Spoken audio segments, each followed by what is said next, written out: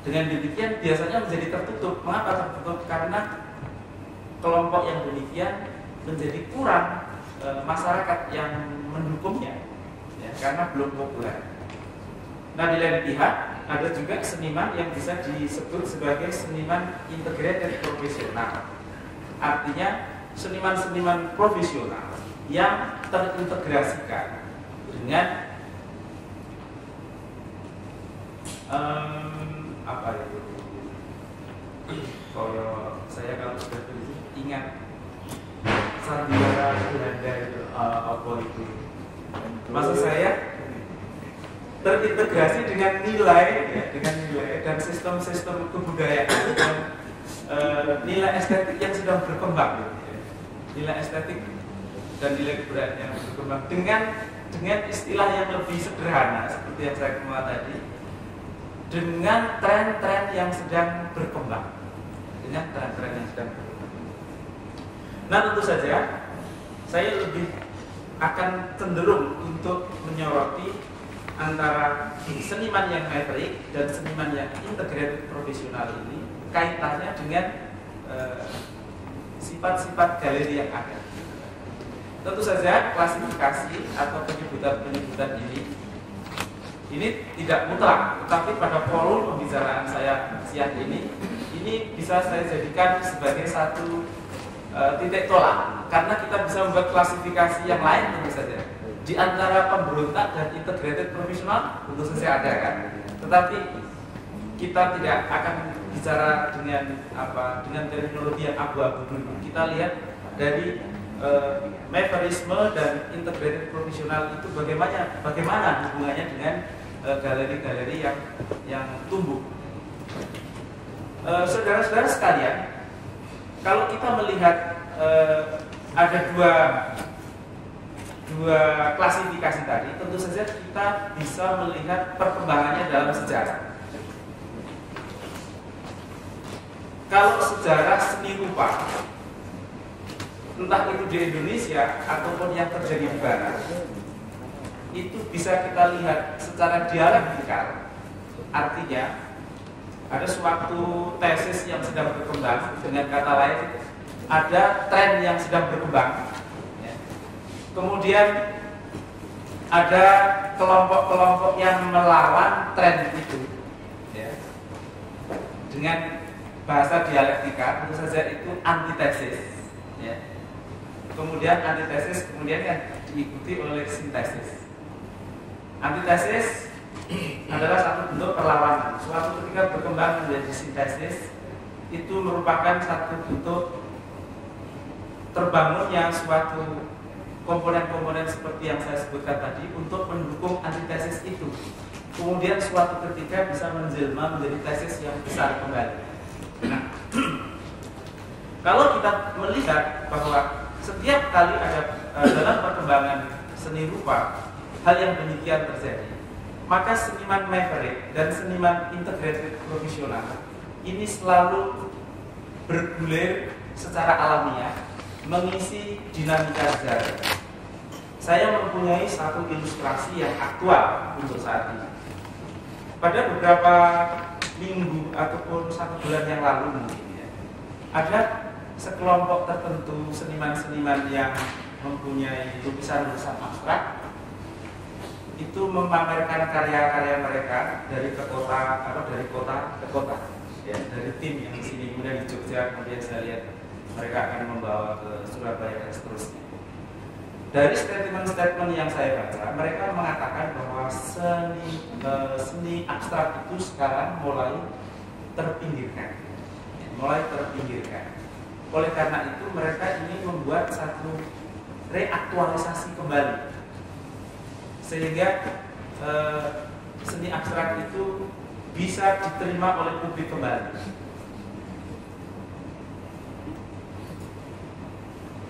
Saudara-saudara sekalian, saya ingin mengatakan kepada Anda sekalian bahwa dalam dialektika kita bisa melihat bagaimana seni abstrak itu dulu pernah menjadi satu antitesis yang bersifat subversif ketika sedang berjuang untuk melawan suatu paradigma estetik sebelumnya atau tren sebelumnya yang sangat kuat berkembang, yaitu seni lukis dengan basis pandangan yang kerakyatan.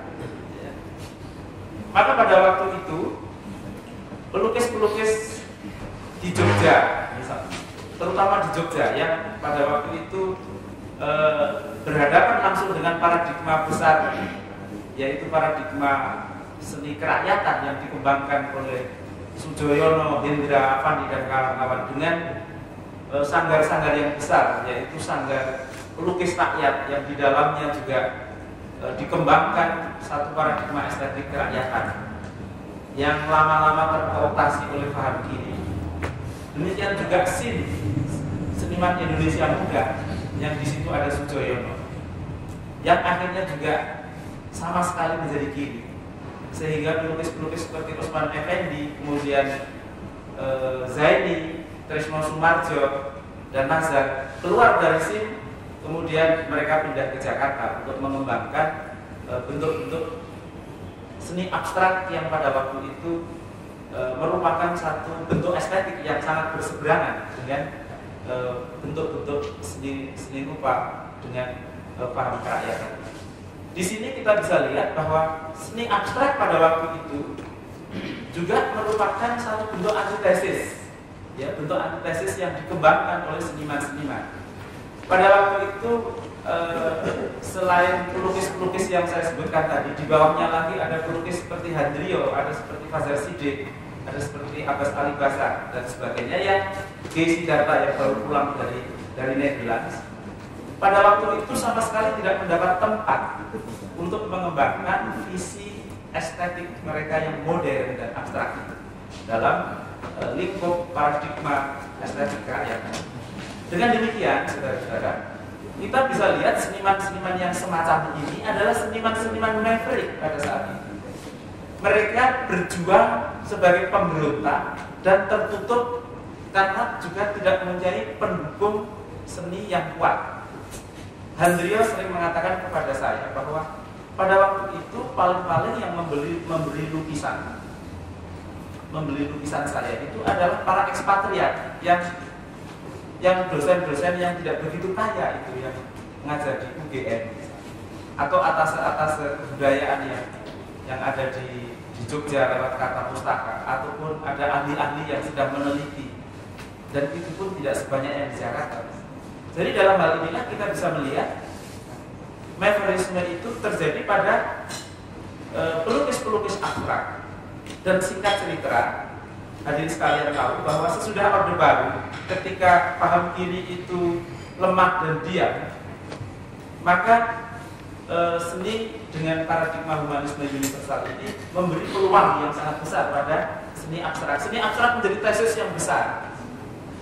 Sebagai bukti adalah bukan hanya paham itu kemudian dianut oleh banyak pelukis, tetapi kemudian mendapat dukungan yang kuat dari berbagai komponen dunia kesenian dalam hal tadi saya katakan sebagai dukungan dari elemen-elemen atau komponen-komponen konstruksi sosialnya tadi. Dari galeri mendukung, dari kritikus mendukung, dari kurator mendukung, media massa mendukung, pembelinya banyak, sehingga banyak pelukis abstrak yang kaya, walaupun juga masih ada yang tercecer. Nah, sehingga apabila saudara-saudara sekalian kita melihat ada satu roadshow dari pelukis-pelukis abstrak yang mulai terpinggirkan beberapa bulan yang lalu, itu merupakan satu bentuk perputaran yang dialektikal dalam sejarah. Nah, dengan demikian, disinilah kita akan bisa melihat kembali peran galeri-galeri, entah itu dalam sistem sosial masyarakat modern dan sistem ekonomi yang digerakkan oleh pasar, maupun dialektika perkembangan tren-tren itu tadi, perkembangan paradigma estetik.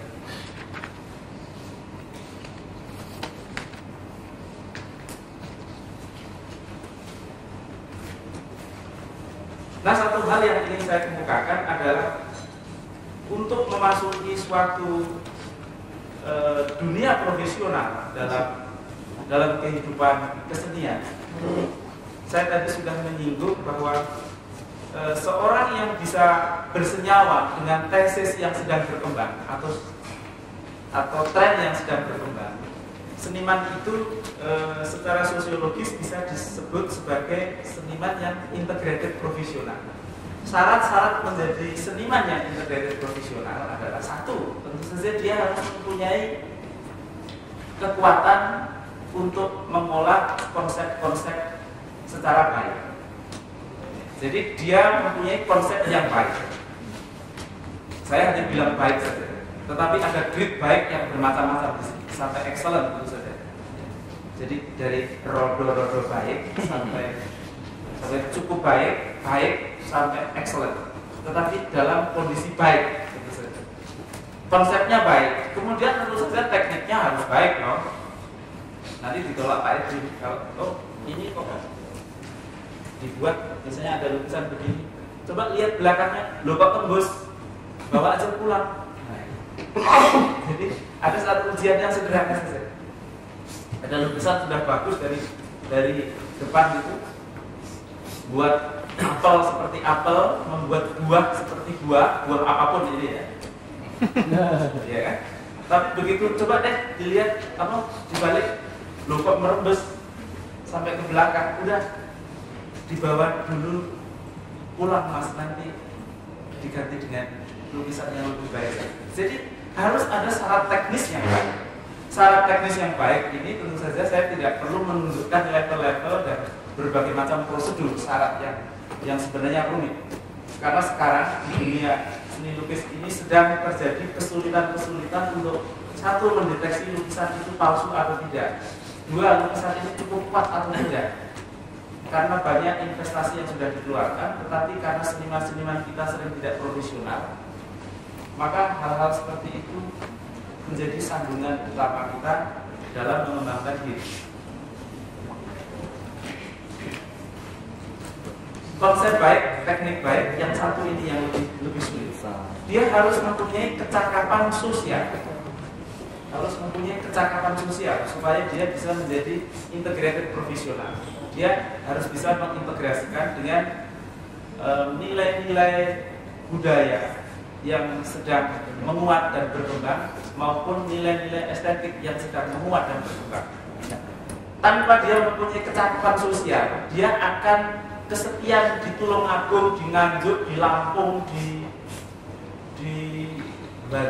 Banjarmasin dan sebagainya. Tetapi kalau dia memang seorang yang integrated profesional, dia di Manado sekalipun, dia akan bisa mengkomunikasikan apa yang dia kuasai. Nah, oleh karena itu kecakapan sosial ini merupakan salah satu hal yang sangat penting. Kecakapan sosial tentu saja mulai dari apakah dia bisa membuka internet atau tidak, dia bisa mengirim email atau tidak, dia bisa meminta bantuan help dalam komputer itu.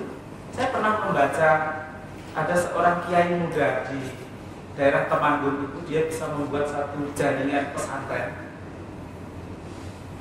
dengan kecanggihan jaringan komputer itu. Ketika ditanya wartawan, bagaimana Anda belajar untuk membuat jaringan? Saya hanya bertanya lewat help itu. Luar biasa. Lewat help itu.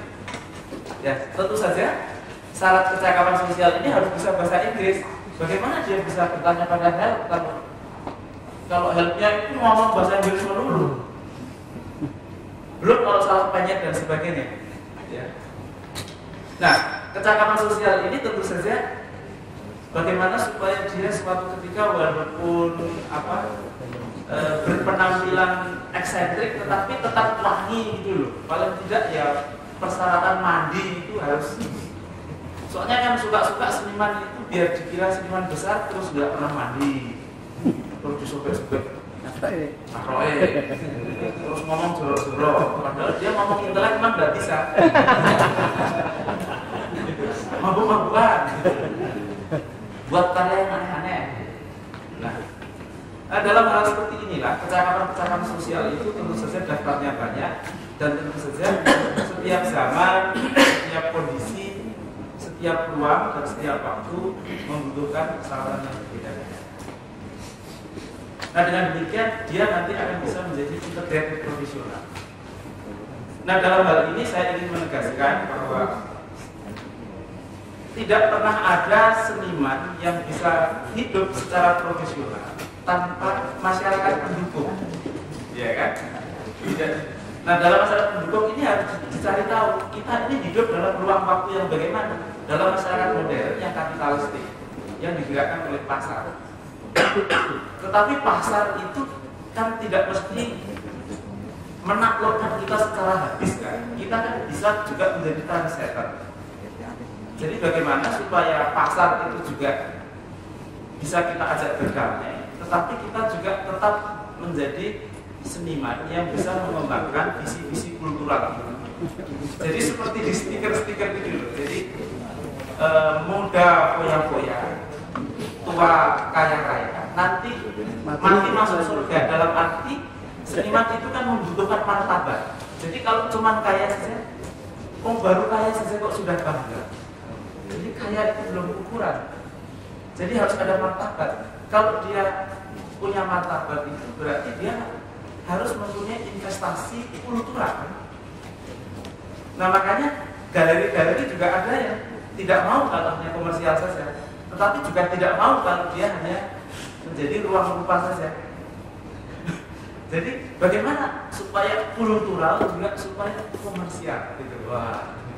Nah, saya kira ini merupakan satu hal yang menjadi problem kita bersama.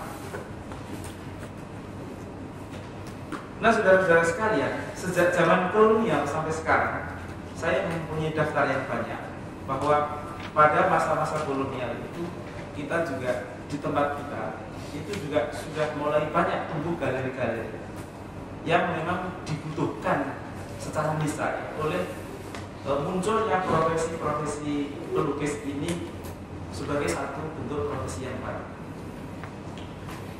Saya kira tidak akan saya perpanjang lagi karena masih ada 2 pembicaraan untuk membahas masalah ini. Yang paling penting adalah yang terkait dengan tema kita. Persoalannya adalah bagaimana supaya kita dalam sistem sosial dan sistem ekonomi yang seperti ini itu bisa tetap kita pakai sebagai ruang untuk mengembangkan diri. Dalam arti kita tentu saja sangat menyadari bahwa kesenian tidak mungkin terhindarkan dari proses komodifikasi budaya. Yang namanya dakwah agama saja sudah menjadi komodifikasi. Ya. Ada CD-nya, ada jam tayangnya. Ya. Tidak punya waktu lagi untuk bisa santai-santai. Ya. Apalagi seni rupa yang memang merupakan artefak-artefak konkret yang memang mempunyai potensi, ya, mempunyai potensi kuat untuk mengisi gaya hidup dan untuk bisa dipertukarkan dari nilai-nilai modal yang sifatnya simbolik dan kultural menjadi ditukarkan dengan nilai-nilai modal yang sifatnya ekonomi, bisa saja. Ya, bisa saja. Nah, dalam hal ini adalah persoalannya bagaimana supaya dalam proses globalisasi, kemudian proses komodifikasi budaya itu seniman bisa tetap mempunyai integritas yang tinggi ya, dalam mengembangkan visi kulturalnya. Visi kultural tentu saja tadi sudah banyak disinggung oleh pembicara sebelumnya. Demikian juga galeri-galeri. Kita tidak mungkin bisa lepas dari peran-peran galeri ini dalam juga menitipkan keinginan-keinginan perjuangan kultural kita, karena dari galeri-galeri lah di sana juga bertemu berbagai macam kepentingan dari masyarakat pendukung yang memang bersifat komersial, di lain pihak juga ada masyarakat pendukung yang mempunyai kebutuhan kultural. Di sana juga sering bertemu juga para ahli yang bisa membuat penelitian, bisa ingin mewacanakan apa yang sudah dibuat oleh aktivitas galeri itu. Dengan demikian galeri tentu saja akan bisa mempunyai peranan yang kuat dalam kondisi komodifikasi budaya itu. Di lain pihak, kalau kita berbicara tentang galeri-galeri yang mempunyai visi pembaruan, visi yang kultural, maka kita memang akan berhadapan dengan berkumpulnya kepentingan perjuangan seniman-seniman maverick tadi. Seniman-seniman maverick tadi. Karena apa? Karena seniman-seniman maverick ini adalah seniman-seniman yang mempunyai visi masih murni dan kuat, tetapi mereka belum mempunyai masyarakat pendukung yang bisa secara luas menerima ide-ide mereka. Nah, oleh karena itu biasanya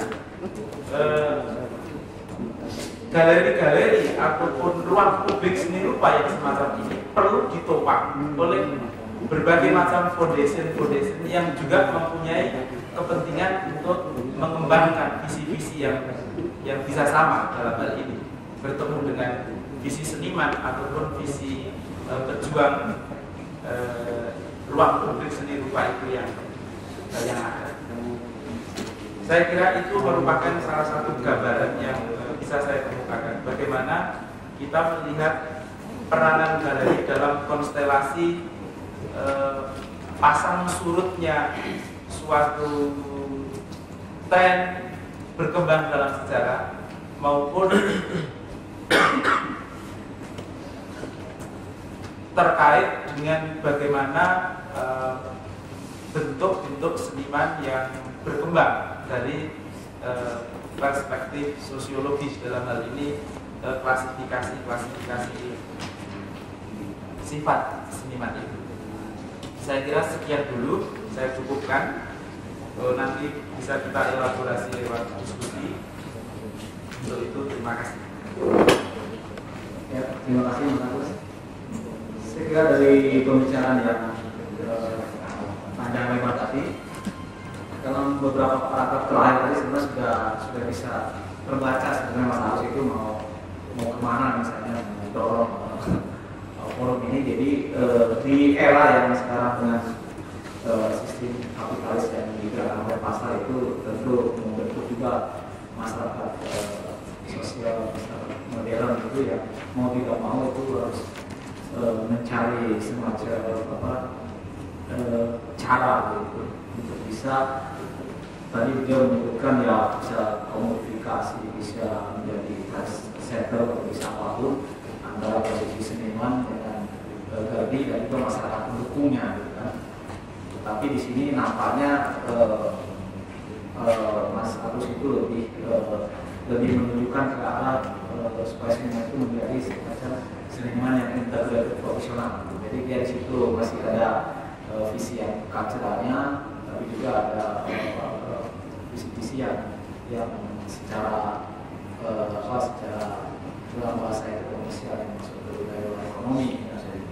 Jadi saya kira tetapi tentu harus ada kesalahan-kesalahan yang disebut dengan kecakapan sosial, di mana kita harus membaca betul, jangan sampai justru kita itu menjadi tidak punya istilahnya konsistensi atau tidak punya pegangan, sehingga ya hanya semata-mata itu arus saja dengan kondisi sekarang. Dan itu yang saya harapkan. Tetapi sekali lagi bahwa di era sekarang itu antara komponen sebagai seniman dan karyanya lalu dalam itu memang akan ada perbedaan. Dan di mana meletakkan posisi itu masing-masing posisinya tadi sudah ditentukan.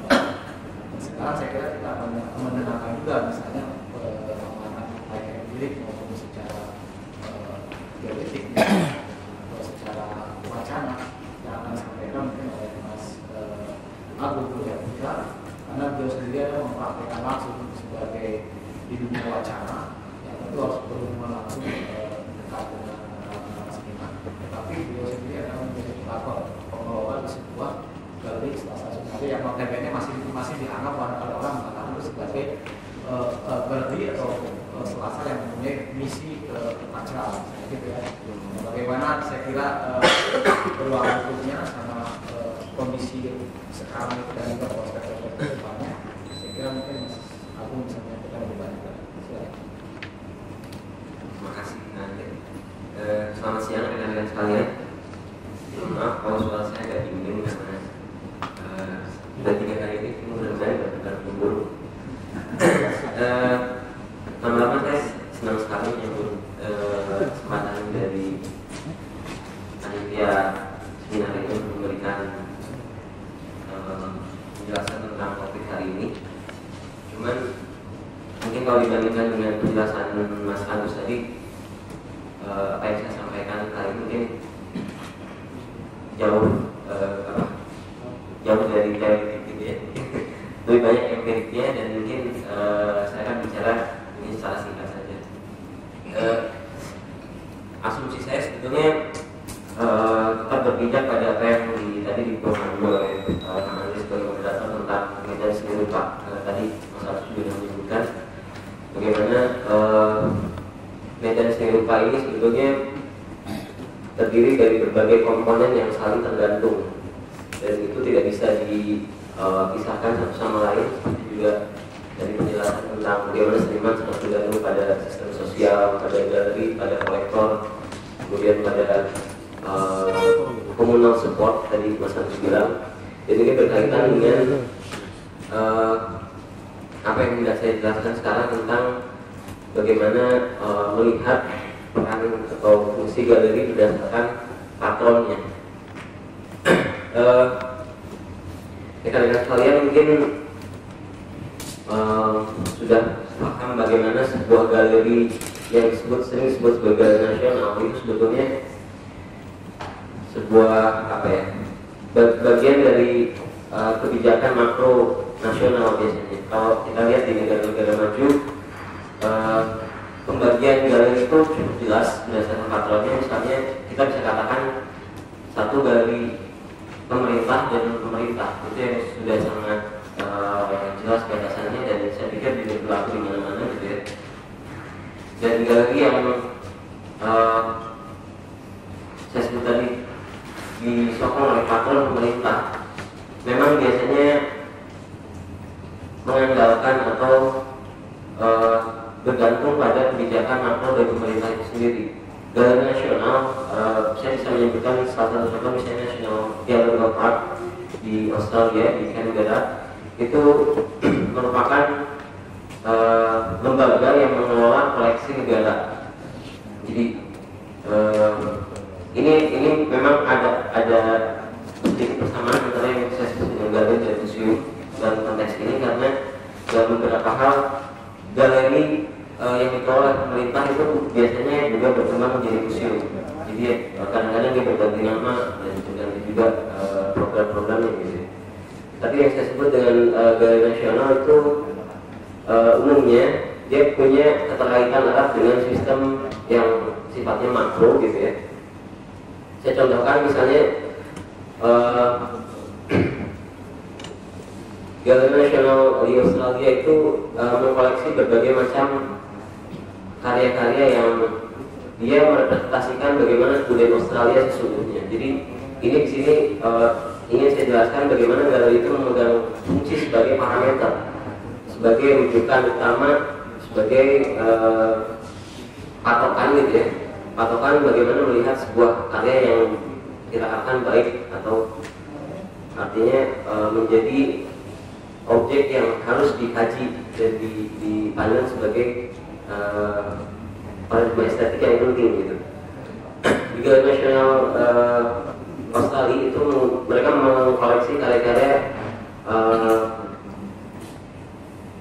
yang mereka kelola melalui pameran reguler gitu ya, harian berbasis harian. Kemudian mereka merancang sebuah sistem kuratorial yang itu bertujuan untuk memberikan pemahaman kultural. Jadi ada koleksi yang